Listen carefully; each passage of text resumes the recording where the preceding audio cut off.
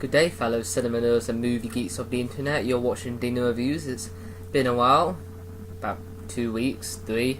That's what I did with Suicide Squad. And before you ask, no, actually no, not no. Yes, I have noticed that the laptop is tilted slightly lower. No, I'm not wanting you to look at my crotch. Well, I don't know, like, your taste in crotches, so I don't know if you'd be happy with that or not. Well, you wouldn't know until you see my crotch. I'm not going to show you my crotch. That's the point of this. Basically, I recently had a haircut. Yes. For those of you maybe wanting to see my thoughts on this movie, I'm starting out with about my haircut. Don't worry, this won't be the entire subject. I'll just literally just, say this. Literally say this. There's no other way I can say it. I had a haircut recently, and well, I normally like to have longer hair, like as in the hair that you go up. If you've seen before, this is so pointless and it's completely stupid. But basically, I had a haircut where the hair is shorter than I like it, and I know it'll grow out, but I don't like having short hair because it makes my face look more fat and round than it normally does. So now when I tilt this up, if it looks really, really short, just know I'm not the biggest fan, but I know if I wait it out long enough, it'll look somewhat to my liking. But again, I'm not a fan of short hair. And I think the barber was letting out some bloody emotions, because he was like folding my ears and pushing my face down and like getting the scissors and the comb and like trying to cut my bloody skin open and have the bloody hairbrush molest my face by going in front of my face. Man, my eyes look really tired afterwards. It's like he hated me or something. And don't worry, this will be all in my my stand-up act coming soon. No, okay, I'm gonna tilt this up now. Yes, I look like one of those types of people that take pictures of themselves topless on Instagram, giving out maybe like, I don't know, 50,000 hashtags or something like that. One of those egotistical, obnoxious twits. I'm not saying all people with short hair are like that. I'm just saying that hair with my face makes me look like one of those people. Nothing wrong if you are.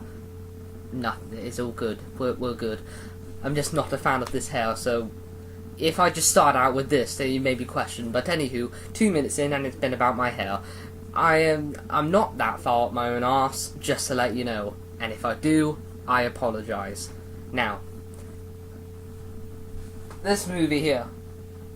Yes, the entire time, you just look behind me and just look at Zac Efron, some lovely nips.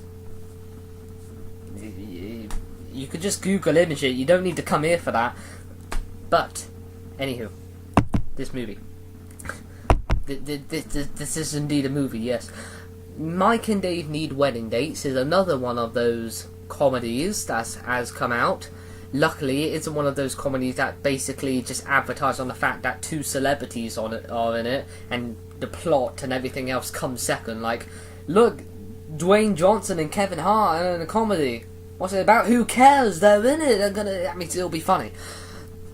Or Will Smith and not Will Smith, Will Ferrell. I'm getting my Wills mixed up. My Will Ferrell and Kevin Hart. Oh, that means it'll be funny. But not really. At least in my opinion, honestly.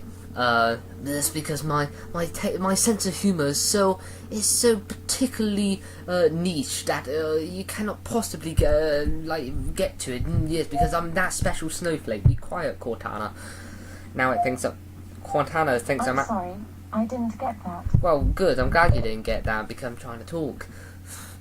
That sounds obnoxious on itself, and maybe you didn't even hear that.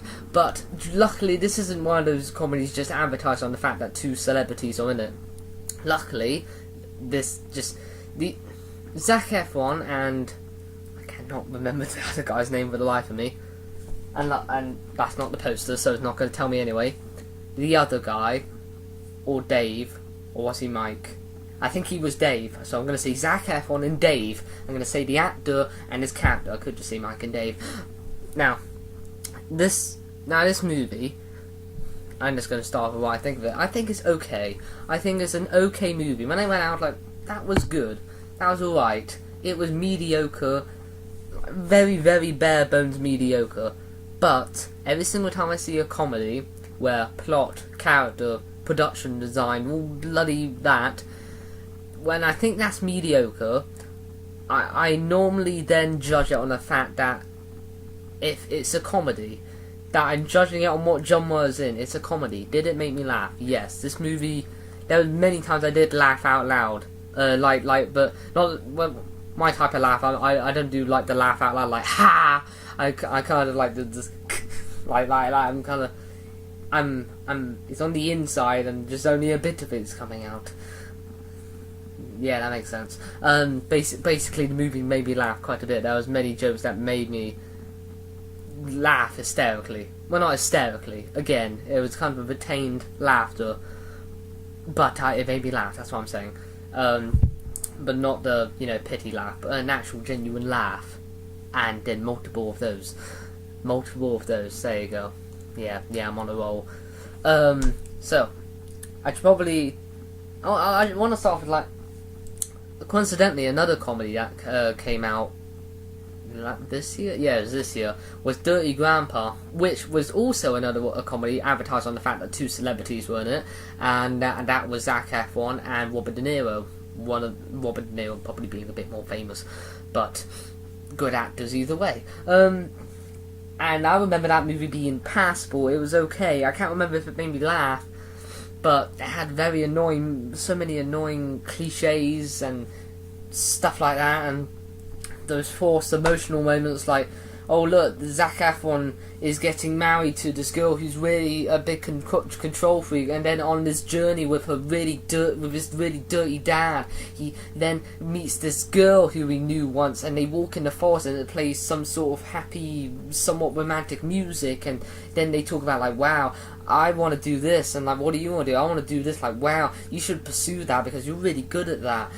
Same thing happens here, by the way, just to let you know, except it doesn't involve Robert De Niro making a bunch of sex jokes, and then him having it doesn't show them having sex. It's he starts making out or rolling around with like a really hot chick, and it's really awkward because Robert De Niro's 70 and this girl's like 25 or something. Yeah, but I did hear a story once of like a 25-year-old man being married to a 70-year-old. But in movie-wise, it was awkward to watch. That's what I'm saying. But the way this movie doesn't have one awkward scene, it has two in a row. I'm just going to get right to it.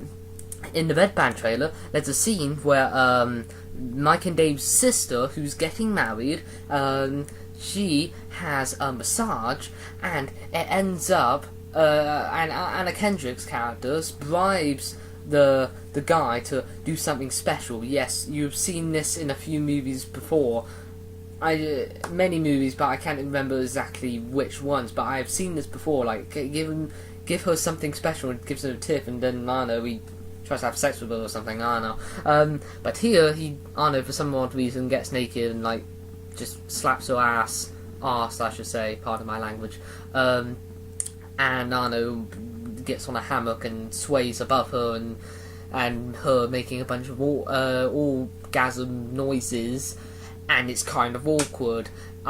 Some people are laughing, but for me, I was like, this is a bit too much here. And then the scene right after that, it is Dave's arch enemy, who is his cousin, who I swear was Kate McKinnon, aka the blonde chick from the new Ghostbusters.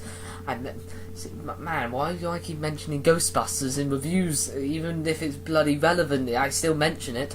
But it wasn't Kate McKinnon, and she's bisexual, and she, just to get at Dave, says, I'll give you Rihanna tickets if you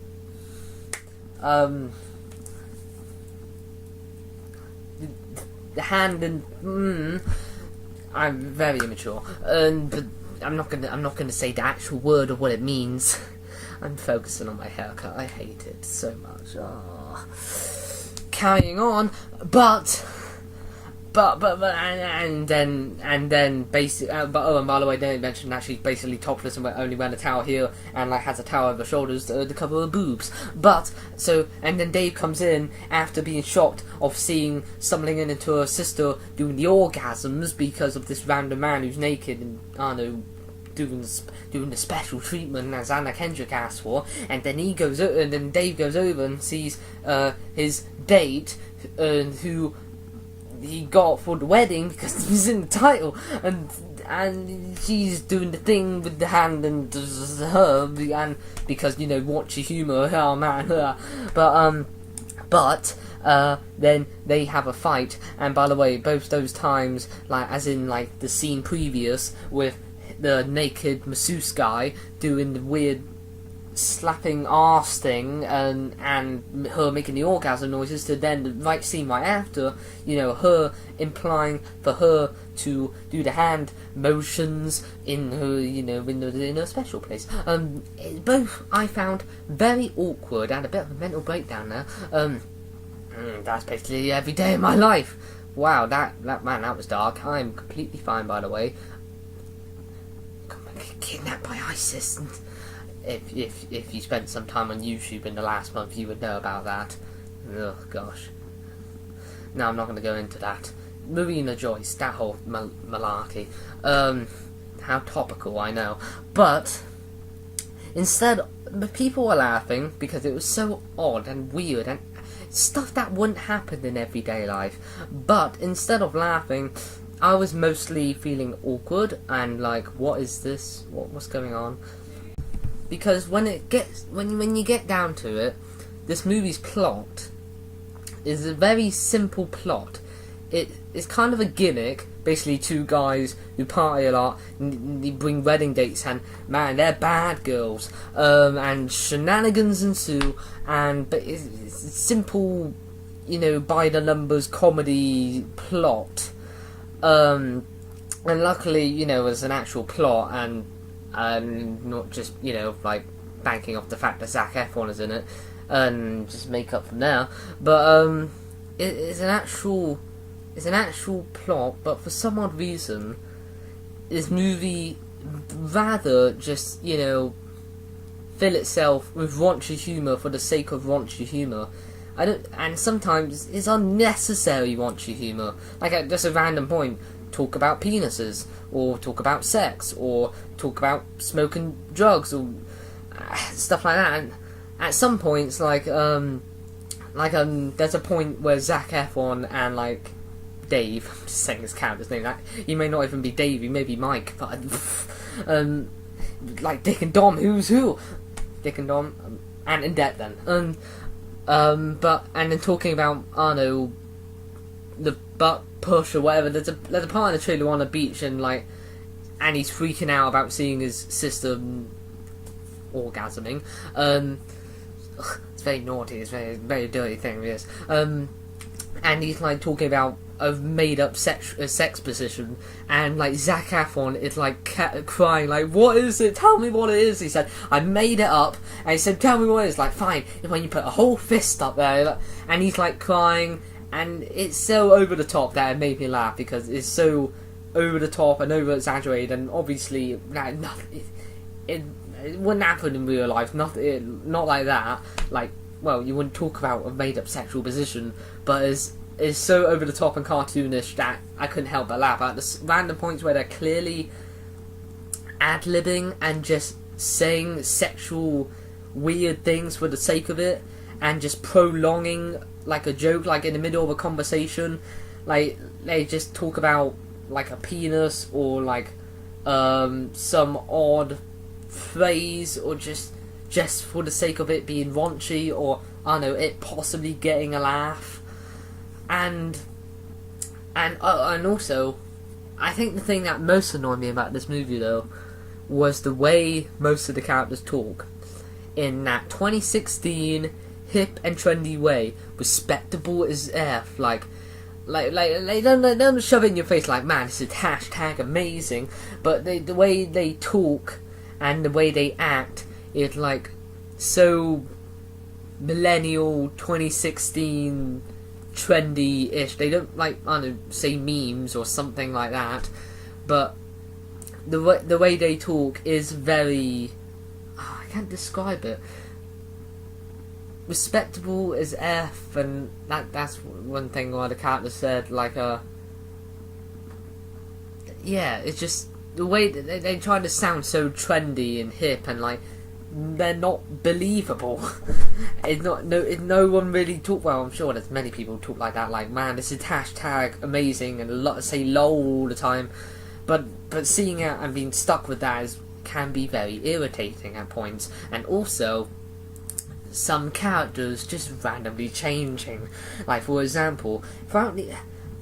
This could seem it's gonna be very random, but bringing up Paul Blart Mall Cop 2, if you haven't forgot, I actually made that the worst film I saw last year. The one thing I found of value in that movie was basically there's this lady in the film who works at the hotel, and for some odd reason throughout the whole film she gets more and more attracted to Paul Blart, and Paul Blart is just oblivious to it. I know. Quite the shenanigans, right? Man, how wacky is that? But for some odd reason, I found that slightly amusing, and by the end, it didn't have a good payoff whatsoever. I think he just said, "You belong with him. You don't love me," and still funny with the stupid film and Paul Blart bloody segue. But here. Throughout the movie, it seems that Dave and what was her name? I forgot the girls' names. Well, they're not in the title, so I don't know them. Anna Kendrick and Twaqui. I'm terrible at remembering characters' names and actors' names. I am a mess. I'm a mess today. I really am. But what it is like for most of the film, Dave is like, you know, is attracted to I know her first name, Tequila, her character, and like she's not. She's like just playing him on, and also, you know, for the fact to go on a vacation with him, and, you know, just teasing him, and she really wants nothing to do with him. Wow, for most of the movie, on the opposite side, Zac Efron and Anna Kendrick characters, I know their names in real life. They actually form a connection, and yes, they have the thing where, like, they walk in the forest, like, man, I always wanted to draw, like, man, you should draw, you're really good at drawing, Zach. She doesn't say Zach. And they're playing the music, basically the Adam Sandler thing of, like, you know, we're going to play some piano music now to make you feel something, because this is when you're meant to be sad.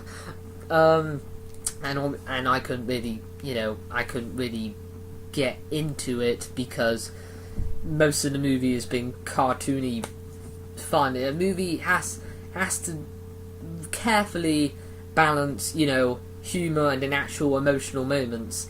Here, it doesn't do the emotional stuff so well. I mean, like, but it does it in. But when I say emotional stuff, I mean, like, not saying close to crying or like go but I mean, like, but the actual relationship between the brothers, not so much the two girls, but the brothers, and the fact that, like, you know, they do that thing when, like, oh, they're good, but then something goes wrong with one of them, and then, like, they get mad at each other, but then they get back together, and everything works out. I basically said the entire movie, or a lot of modern comedies. But when they work out, they do have good chemistry, probably because in the outtakes shown during the credits, it's shown that the actors do get along very well. But, like, it wasn't like, I don't know, the kid and the tiger from Life of Pi levels. I almost said Lion of Pi levels. Not on that level, but like just like two brothers who get along very well, and no emotional you have no bond, like, attachment to it. There you go, there's the word. But it's fun. It's like funny, like, because they're so close. Am I getting across this right? I don't know, like, the same type of emotion you feel for, like, Will Ferrell and, like, John C. Reilly and Step Brothers. Like, you don't have no emotional attachment, but, like, they're brothers and they get along well, and they say, like, I love you, bro, and, like, oh, that's neat, but not like like, I don't know, in a film, like in the bloody drama about, like, a kid's relationship with a dog. But carrying on, but back to some characters being, you know, changing.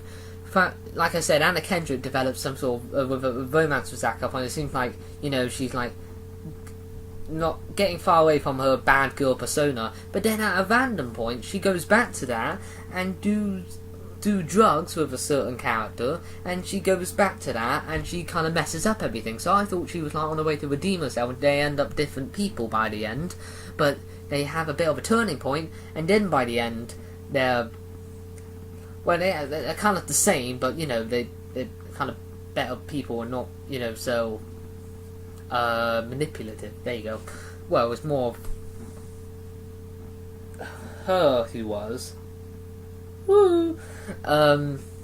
But yes, moving on.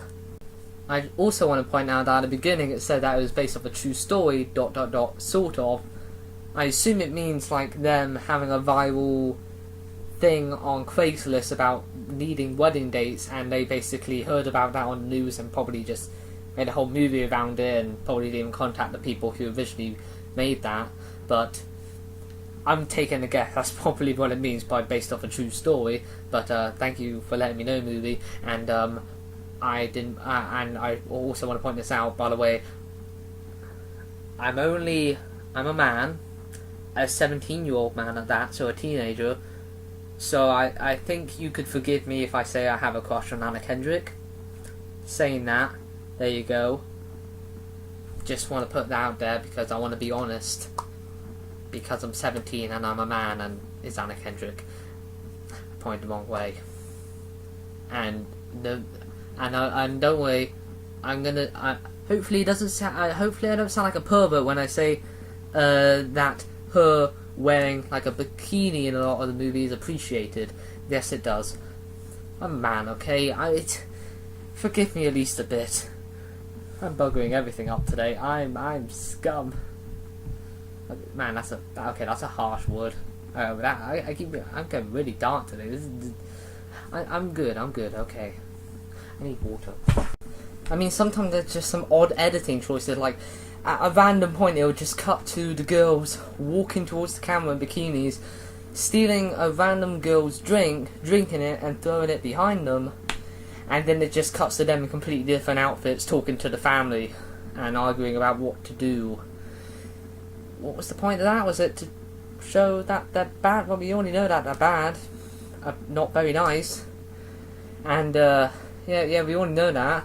And also the fact that the film sometimes references things and tries to add, like, a resolution to things that was only brought up, like, once. Like, reflection, her can't, like, be without Anna Kendrick's character, or, like, Dave also feeling the same with Zac, and also, I don't know, like the fact that he has a rival with a cousin that's brought up once, and then like in the next scene they're just fighting.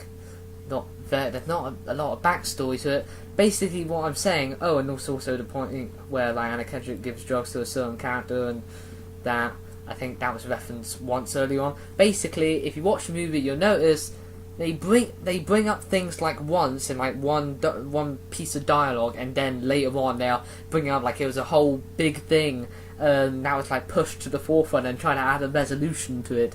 But sometimes, no, it doesn't really work. And also the fact that some characters you're not going to find. Obviously, it's a comedy, so you're not going to find. I don't know what's a good detailed character. Kilgrave from Jessica Jones. There you go.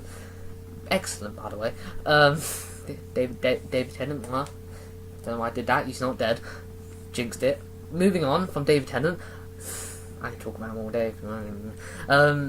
Basically, there's like the stereotypical mean, bossy control freak girl who's planning the wedding. There's the weird, just like kind of strange, competitive, bisexual chick, slightly creative, who's the rival to Dave, and also Mike and David themselves are just like the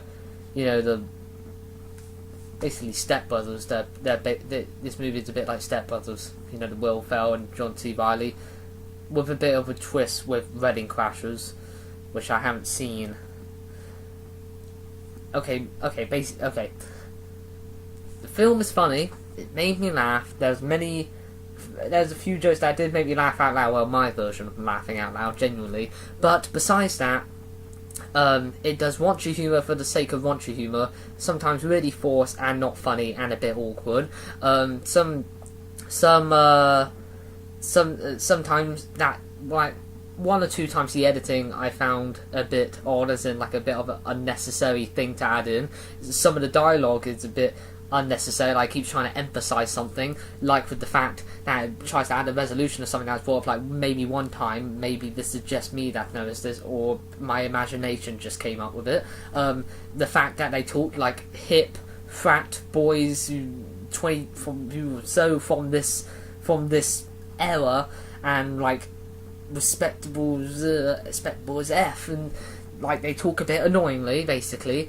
So if you hate this generation, I'm sorry, you're not going to have fun with that. As for the acting, Zac Efron does have very good comedic timing, and hopefully he's not just going to be stuck in comedies for a very long time, because I'm just impressed enough he broke away from High School Musical. It's good to see the guy from Pitch Perfect, because he couldn't Pitch Perfect, and at the end, very end, you know how certain mainly Illumination films, they end the film by doing a dancing, singing thing. They do a bit here, and I don't know if they just added it in to prove that they could both sing or something, including Anna Kendrick, who was in Into the Woods. I don't know if she has any past singing experience. Maybe because they all sung in past movies, they just had that bit, or just to show like, wow, man, they're not like us normal folk, aren't they? They're a bit shenanigan hip guys, aren't they? Wow. I'm so miserable. I'm normally quite immature, which is surprising. But it also has some just stereotypical characters. But moving on. So yeah. Oh, and there's also like again, there's a lot of forced comedy cliches. The lying cliched, the redeeming themselves cliche. Lot of modern comedy cliches, but I take this over Central Intelligence, which was just made because Dwayne Johnson and Kevin Hart is in it, and you'd expect it to be funny, and then the plot about some CIA malarkey was not very good special effects thrown in, and one of the most cliched, just like everything turns out okay endings in a comedy I've seen in a very long time, but here it has an actual working plot per se. I mean and they execute it fine, but I laughed quite a bit, and that's good. And everyone did their job. Those are my complaints. Give me a moment. No, I'm not a hat person, and I kind of look like a what's the word? A douche. I'm not saying people with caps look like douches. I'm digging myself a hole here. I apologise. It's a really cool hat though. Back to the Future hat. I spent £20 on that because I'm a nerd. Nothing wrong with that either. Everyone's hating me today. Oh my god. That and I do A-level drama. Oh god, not my day, is it? Worst part is tomorrow's my birthday. It's gonna get even worse. I'm going to the Doctor Who experience. That should be nice because again the nerd thing and. Yeah, okay, I'm going to put that aside. It's very well made. 2015, don't see anyone wearing these types of hats, but it is a movie. It's not like they promised us that it was going to happen. I mean, at least not everyone's walking. They didn't see the way that people dress in that future and Back to the Future too. Actually, man, if that was acceptable, where I take full advantage of that because very brightly coloured. But moving on. There you go. That's the movie. I heard from like one or two reviews. One said it was mediocre. One said it was really good because made me laugh a lot. So I gave it a go and I watched it and I laughed well enough. Which I'm glad of. Probably because like some points of how ridiculous it is. But I already said my flaws. So there you go. Yeah, well done. That Mike and Dave need wedding dates. What would I give it? 5, 6.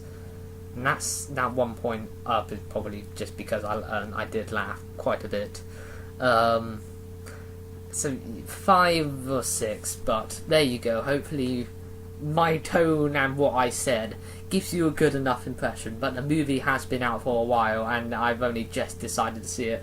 Probably like maybe a couple days later that I wouldn't have been able to see it. But I am actually really looking forward to seeing Popstar Never Stop Never Stopping, because as of a couple months ago I've gotten really into Lonely Island. Now a bunch of Lonely Island songs are on my iPod, and it came out in America a while ago, and I heard it was really, really, really funny. So good, and I won't actually be old enough to see it. But with this hair making me look even more babyface, I'm moving on. I gotta move on. Okay.